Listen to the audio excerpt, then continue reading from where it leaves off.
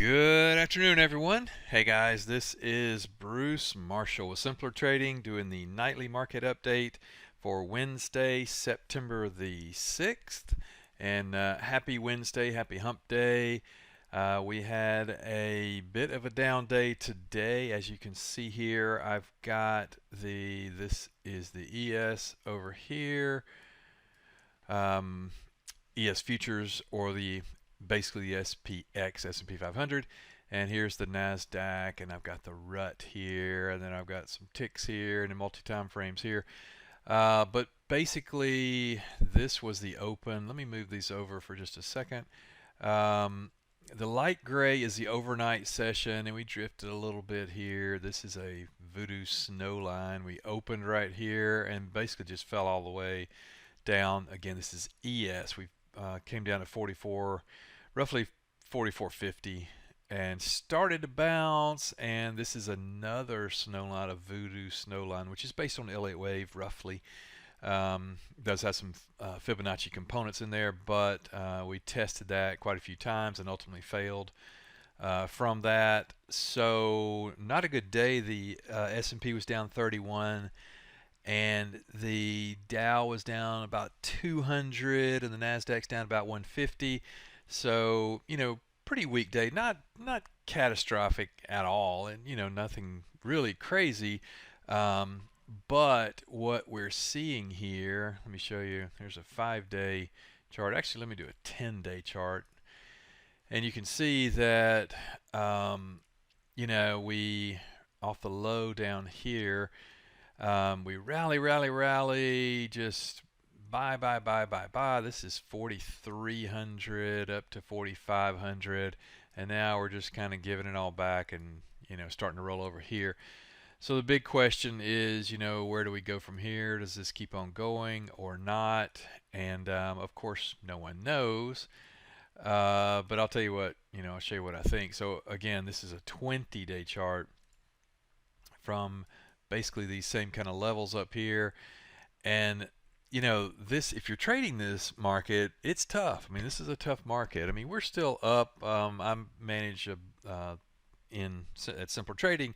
I have a room called the bias room, and I manage a portfolio there, and we're still up actually nicely on the year. But this is tough. I mean, straight down, straight up, straight down, straight up, straight down, chop, chop, chop, straight up, straight down, and then this is the Charlie Brown kind of pattern. It just doesn't make any sense. There's no real pattern to it, which again makes it very tough to trade. It's definitely tradable, but you just have to be a lot more nimble these days, and be willing to take quick profits or take quick losses, honestly, to avoid some of this stuff. But where I think we are going, let me show you this. Let me put this over here and go on a longer time frame. So again, this is the ES, and as you can see here, here's the low. This is back last October. This is a 1-year chart. So basically, for a year, we've kind of been we've been going up, but it's been again the up down kind of thing, which is normal. Stair step up, but then you take the elevator down like we did over here. So does this turn into one of those? And I don't think so, not yet. But I'll tell you what I think is going to happen here. So we're coming back into the 34 EMA here, and this zone right here, we were below it here. We're testing the lower end of this 34 EMA. This is what's called a Darvis box, and kind of surprised me when we broke out above this. And once you get on the upper side of it, you tend to, you come back into it and you just buy the dip. On the lower end, you tend to just sell it as it comes down, and that typically will go into lower lows, right? It's still yet to be determined which way we're going to go, because we've been on both sides of this thing in a week. As it is right now, we need the S&P to hold this level and then go higher. This is about 44.50, kind of roughly. On SPX, roughly. And if we don't, yes, that can open some doors to some downside here. But let me tell you what's probably going to drive that is more economic data coming out than the actual chart, which is kind of unusual. Normally, we're just looking at charts and prices and levels, but we have a lot of Fed speakers are going to be talking tomorrow and Friday. That is usually not good for the market because somebody says the wrong thing or something gets interpreted the wrong way or whatever, and we get a big move one way or the other. That just makes me nervous. When we have a lot of Fed speakers, I think we got 4 or 5 of them talking tomorrow. Next week on the 13th, we have CPI. The 14th is PPI, and the 20th is the Fed. So PPI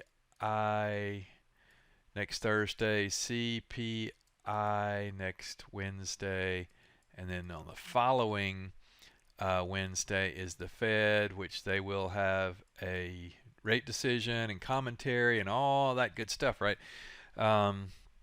So this data, when it comes in, if CPI comes in hot, and PPI come in hot, even just a little bit, it's going to signal to the market that the Fed's not done. They're going to still keep needing to raise rates, all that kind of stuff. We'll go this way, most likely, and vice versa. If the data comes in good or cool, quote unquote cool data. This is inflation data, right? That comes in not as bad or better than expected, all that kind of stuff. That's going to imply that the Fed's going to back off and blue skies are here again and happy trails and all that stuff, and we go this way. Perhaps. That's the most likely scenarios. Now, we could get this until the actual Fed meeting, until the Fed tells us exactly what they're going to do, but we already know they're going to, most likely they're going to follow the data, right? And they're going to probably say what I've been saying is, for the last several meetings, is that we still don't have enough information to make a decision. We're going to keep on our same course of action until we see a change, blah, blah, blah. Market's not going to want to hear that, right? The market's going to want no more rate hikes. And in fact, we're going to start cutting rates because everything looks so good. And, there's always a difference in what Wall Street sees and what Main Street sees. And, it's I don't see that it's so much better to make the Fed just completely change course. I just don't see that happening. But then again, they don't ask me. So lots coming up in the next 2 weeks. That's the whole point. Be sure to watch the economic calendar just as much as the price. But we're in a vulnerable spot. If we were, say, for example, back here, even here. Yeah, that's we could have plenty of room to pull back. For example, if we were up here, yeah, we could hit a level here, pull back. That's usually support, and we kind of keep going and work our way up, right? That's not where we are. We're kind of at a crossroads here. So not in a bad way. Could go either way. I guess the biggest takeaway is be very nimble with your trading. I wouldn't probably add a lot of risk on ahead of the Fed. It's just too it's going to be a binary event. Even CPI, that's going to be a really big number, and PPI. So I wouldn't add a lot of risk on, and manage what you have pretty tightly, and tight stops and all that kind of stuff. So it's not good news or bad news. It's just the way it is for the next couple of weeks. We're earnings season's winding down. We're almost through it now.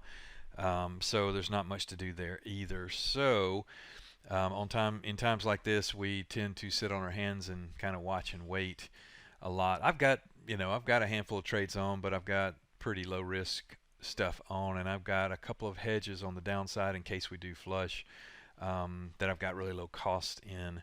So that's kind of where I'm sitting right now. So with that, let me wind up.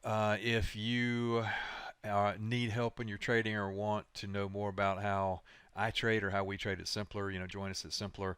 Come to the main room, or you can come to my specific room, which is called Bias, BIAS, and we trade in there, all the time. I'm in there every day, and we're always looking for trades, and trade setups, and we talk about strategy and trade management, all that kind of stuff. So if we can help or I can help, let us know.